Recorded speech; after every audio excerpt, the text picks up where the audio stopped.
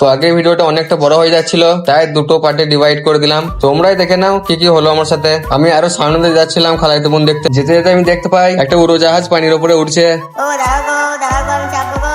তো আমাকে চাপালো না কি করবার, তাই আমি মন খারাপ করে চলে এলাম এই দোকানটাতে। তারপর আমি নিয়ে নিলাম একটা আনারসটা খেতে খেতে চলে গেলাম বিলটা মেটাতে আর কি। তারপর দেখতে পাই ছোট ছোট ভাই বোনেরা সব ঘুড়ি ওড়াচ্ছে। বাঙালি হয়ে চা খাবো না এটা কখনো হয়, তাই আমি চলে এলাম চায়ের দোকানে।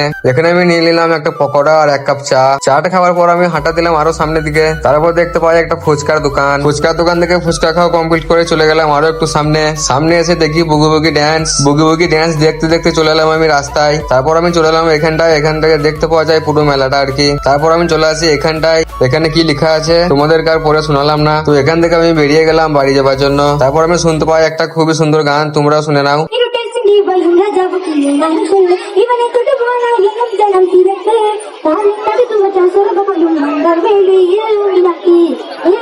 ওইখান থেকে বেরিয়ে আমি চেপে পড়লাম অটোতে বসে বসে আমি বাইরের ভিউ গুলো দেখছিলাম আর কি। অটো থেকে নেমে চলে আসলাম এখানটায়। এখানে এসে দেখি এই মালটা হয়ে গেছে খারাপ, তাই আমাদেরকে হেঁটে হেঁটে যেতে হবে সিঁড়ি দিয়ে উঠার পর চলে আসলাম আমাদের হাওড়া ব্রিজ থেকে নামার পর চলে আসি আমি বাস স্ট্যান্ডে। তো আমি যে বাসটায় যাবো সেই বাসটা এখনো টাইম হয়নি, তাই আমি চলে এলাম এই দিকটা করে।